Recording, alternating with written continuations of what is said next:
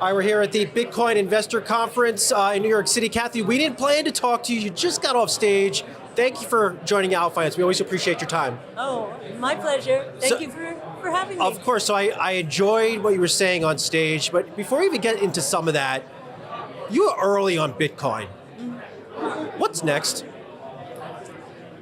Well, we feel we're early on the convergence among technologies idea, and the idea that the 5 major innovation platforms around which Ark created our company, so robotics, energy storage, artificial intelligence, blockchain technology broadly, and multi-omic sequencing in the life science space.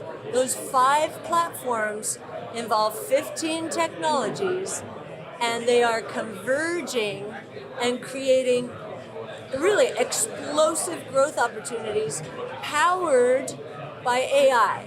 Now, AI is accelerating the rate of change of everything. And everyone, one of our mantras is get on the right side of change. And we give our research away because we want people to understand how their lives are going to change, how their children, their grandchildren, how their lives are going, how their grandparents' lives are going to change with autonomous mobility, right? So just trying to help people understand that. And then when we say powered by AI, we're going to have both from a personal point of view and a professional point of view, agents working for us, digital agents, right?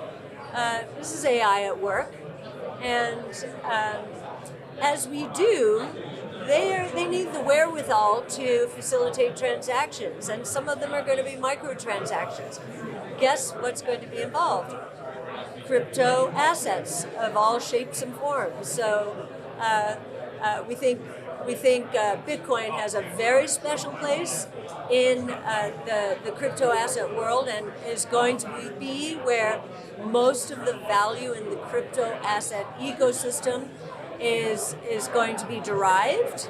But we think that there are going to be other ways with smart contracts, so based on Ethereum and Solana, to enable some of these agents to get our work done, get our shopping done, taking the drudgery out of life. Nobody wants to shop for their own clothes, right? No. I hate it. No. I really do hate it. People don't believe that I hate shopping, but I hate it.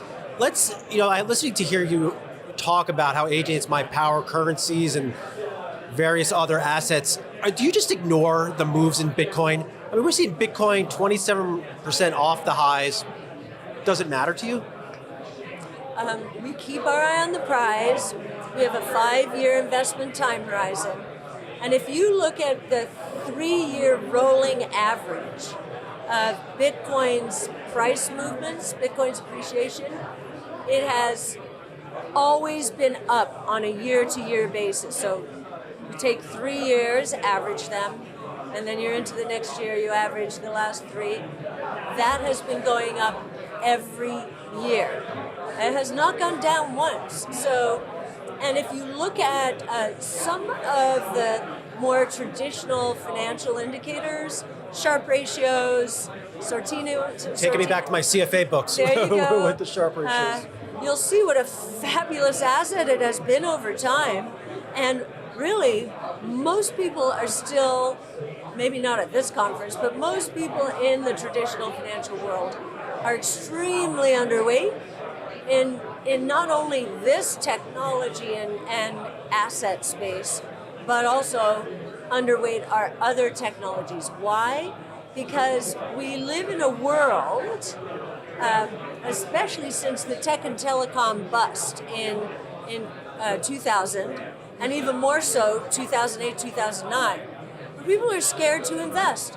They want someone to hold their hand, and that hand holding is called either passive investing or benchmark sensitive investing. And so those benchmarks typically don't hold our names. We're looking to the future, not to the past, because if you look at the indexes, those companies at the top, the so-called Mag 6, Yes. they are there because of the incredible success they have had in the past. But some of these new technologies are going to be very disruptive to them. Just look at how Apple is struggling to figure out a way through the AI maze. We've been watching them for years on the autonomous mobility space. What is the ultimate mobile device? An autonomous vehicle.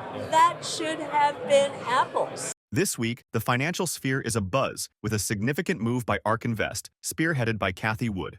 Ark has made headlines yet again by boosting its Bitcoin coffers with a substantial buy of 997 Bitcoin, valued at a staggering $80 million.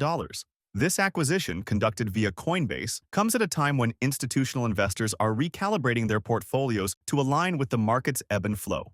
What does Cathie Wood's optimistic Bitcoin moves mean for investors riding the crypto wave? Let's dive into the topic at hand. Welcome back to Investocracy Crypto. This is the layer of the internet that developers did not build in the early 90s because no one thought anyone would buy or use financial services on the internet. I remember back then, no one was going to give their credit card to the internet, right? This is the next big wave, and it's a huge efficiency move for the financial services sector. So in terms of Bitcoin specifically, it is really the leader in a new asset class. And we have a paper out on that. You can see the low correlations, which do define a new asset class. And it is a global monetary system. It's a very big idea. My professor, mentor, friend, Art Laffer, when he collaborated with us on our Bitcoin paper in 2015, he said, "This is what I've been waiting for since the U.S. closed the gold window in 1971.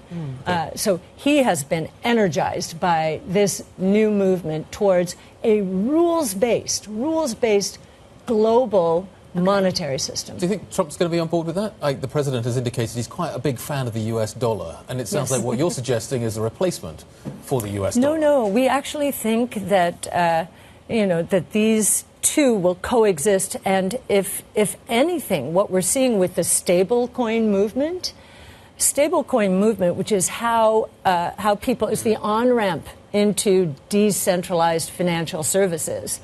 They're all backed by Treasury securities, which de facto they're backed by the dollar. So we think that movement is gaining momentum here, especially now with the deregulation. You say they're rules-based, but then we see more coins coming all the time. So there might be restricted from supply. The president. Yeah, from the president and his wife. So I said Bitcoin right. was rules-based. Okay. 21 million units, and we're nearly at 20 million now. So that scarcity value will continue to support Bitcoin going forward. Recently, Ark Invest orchestrated a grand move that has captured everyone's attention. By purchasing 997 Bitcoin through the reputable platform of Coinbase, Ark is reinforcing its bullish stance on Bitcoin amidst a cacophony of skeptical voices. Split into two transactions, Ark's acquisition illustrates a strategic play amidst heightened market scrutiny. Imagine Bitcoin not as digital gold, but rather a jack-in-the-box. Its unpredictability both a thrill and a headache for investors. So you're talking about the stable coin kind of being backed by these, basically by the federal government. Why not just use the digital dollar and develop the digital dollar with that same appeal? So I live in Florida, and the governor of Florida, Governor DeSantis, has said he will never allow a central bank digital currency to be used in Florida. I think Texas has said the same thing. This is a states' rights issue, and it's all about privacy. Many people here in Europe don't think we care about privacy. On this one, on this score, we care about privacy. And this president very much supports that point of view. Well, you're talking then, wading back into the idea of regulation and cryptocurrency. A viewer is also kind of chiming into this conversation. Cryptocurrency has rallied so much on that speculative ability and being unregulated. But if you're talking about these almost caveats to stable coins or caveats to Bitcoin or caveats to other tokens that may be traded, doesn't that kind of eliminate the fundamental appeal of what has moved it to 103,000? So Bitcoin, I don't agree with that at all. I thought where you were going was all of these tokens being issued. We went through another period like this. It was 2017, and Bitcoin that year went from less than $1,000 to $20,000. That was the ICO boom, and most of those failed. So it's buyer beware. Yeah. Be careful, and that is why we need some regulation here, because it's out of control, as I think you would say. Bitcoin's a completely different animal, though. Completely different. Ark's mixed strategy of buying Bitcoin while offloading around $9 million in Bitcoin ETFs is reflective of broader market dynamics. More than $1.1 billion has exited spot Bitcoin ETFs recently, hinting at a wave of caution cascading through the investor community. Such moves often leave one pondering if the market's tumultuous seesaw is a peril or a plain misunderstanding of market psychology. But before going any further, if you made it this far into the video, thank you. These videos take a lot of effort and time to make, so if you enjoyed them, please hit the like button and subscribe to the channel. This goes a long way in helping us grow. That said, back to the video. Bitcoin just a correlated asset to tech. That's the lesson from yesterday. No, it isn't. Actually, it's part of the tech movement. The correlation on the numbers looks pretty convincing. It's part of the tech movement, but if you look at Bitcoin, it has served as both a risk-on asset, so that's tech, yes, but also a risk-off asset. When we went through the regional bank crisis in the U.S. in the spring of 23, Bitcoin took off. Why? Because there's no counterparty risk in Bitcoin. If big tech sells off, will crypto go down significantly?